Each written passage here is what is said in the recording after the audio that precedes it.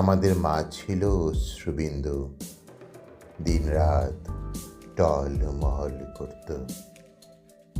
আমাদের মা ছিল বনফুলের পাপড়ি, সারাদিন ঝরে ঝরে পড়ত।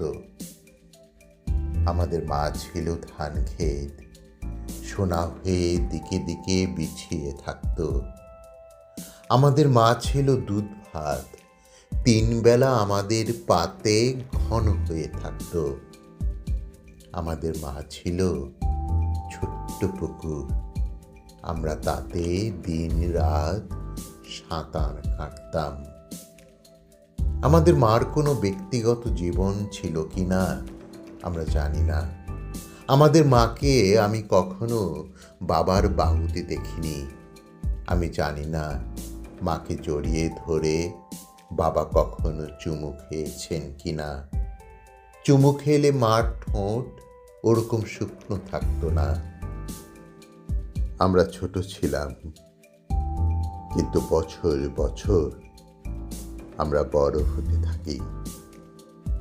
আমাদের মা বড় ছিল, কিন্তু বছর বছর মা ছোট হতে থাকে।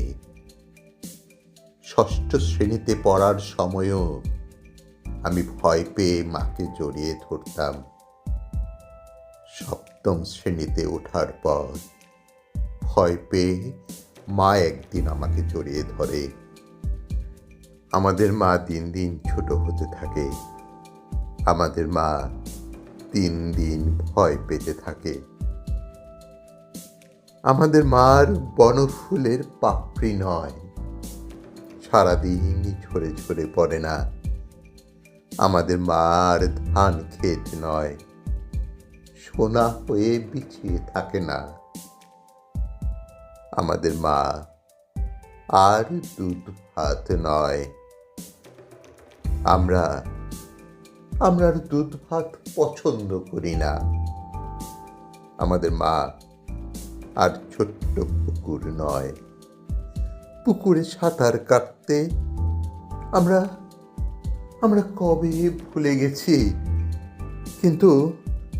কিন্তু আমাদের মা আজও অশ্রুবিন্দু।